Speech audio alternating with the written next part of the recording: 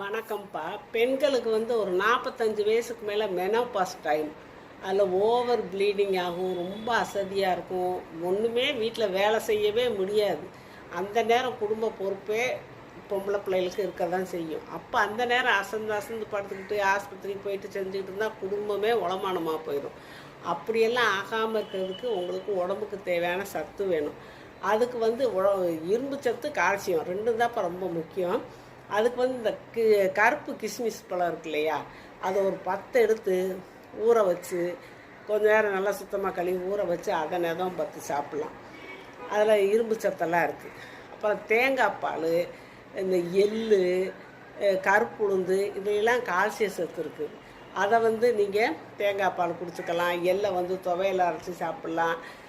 இந்த மாதிரியெல்லாம் நீங்கள் கருப்பு உளுந்த களியோ, நான் கஞ்சியெல்லாம் வீடியோ போட்டிருக்கேன், அதெல்லாம் பார்த்து நீங்கள் செய்யுங்க. கருப்பு உளுந்து கஞ்சி, களி இந்த மாதிரி செஞ்சு நீங்கள் சாப்பிடுங்க. அப்புறம் முருங்கைக்கீரை அடிக்கடி நீங்கள் சேர்க்கணும். முருங்கைக்கீரை சேருங்க, முருங்கைக்காய் சேர்த்துக்குங்க. முருங்கைக்காயை குழம்புக்கு வச்சா ஒன்றும் அதிகமாக போடுவீங்க.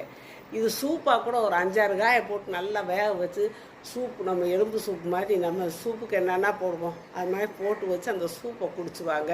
உங்களுக்கு உடம்பு அந்த மெனோபாஸ் நல்லா டயர்டாகாது, உடம்பு சரியில்லாமல் போகாது. நீங்கள் ஆஸ்பத்திரிக்கு போக தேவையில்லை. எப்பவும் போல் நீங்கள் குடும்பத்தை கவனிச்சுக்கலாம். உடம்புல அந்த அலுப்பு தட்டாது.